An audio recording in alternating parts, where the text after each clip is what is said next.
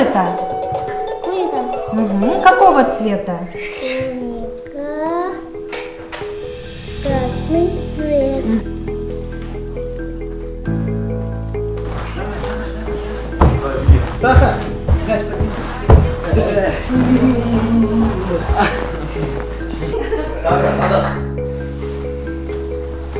Вот у нас сейчас около 30 человек работает, из них 10 – это родители-специалисты, это лучшие специалисты, это те, у кого сложные дети. И мы здесь не лечим их вот в том смысле, в котором люди понимают.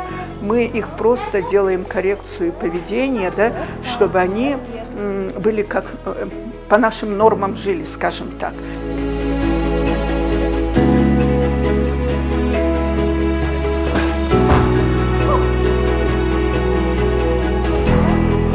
Когда мы 10 лет назад ходили с внуком по больницам, видели, что не так, нам говорили, все хорошо, все хорошо.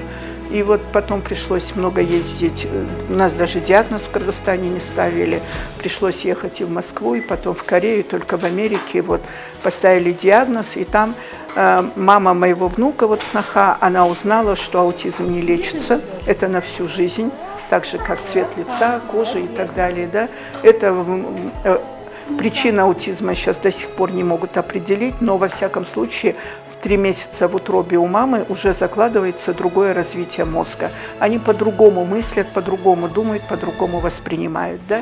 И мы...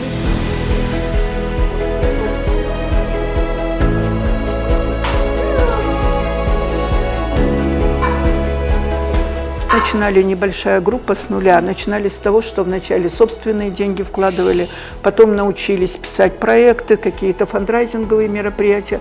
Мы начали с того, что мы стали приглашать тренеров с Америки, с Японии, там, где это уже более развито, да, нам повезло. И мы первые годы сами обучались и специалистов обучали. От государства не было никаких услуг вплоть до диагностики.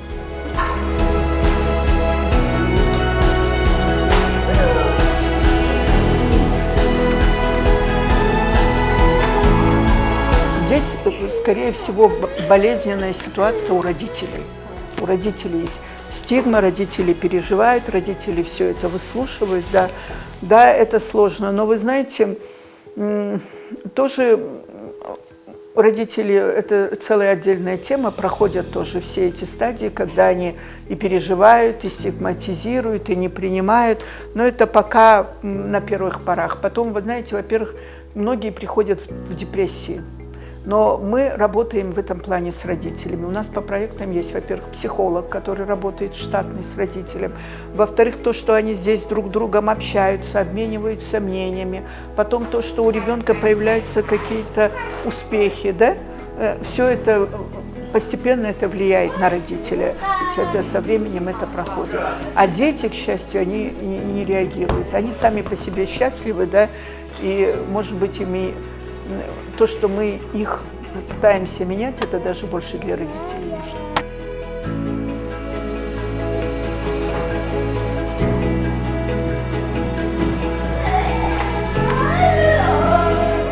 Главное, я считаю, достижение, чем мы гордимся за 10 лет, что мы распространяли информацию об аутизме.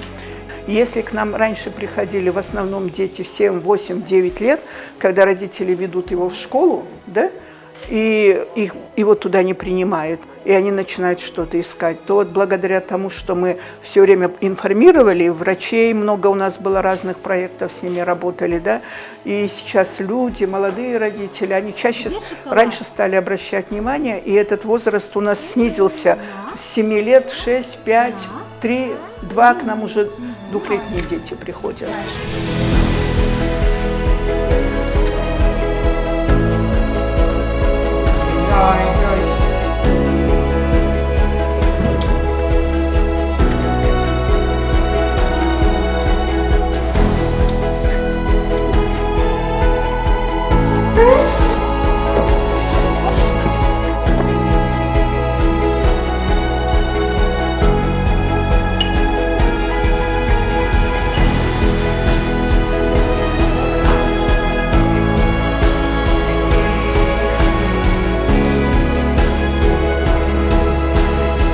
Но я хочу сказать, что с диагностикой именно ментальных нарушений на самом деле у нас очень плохо.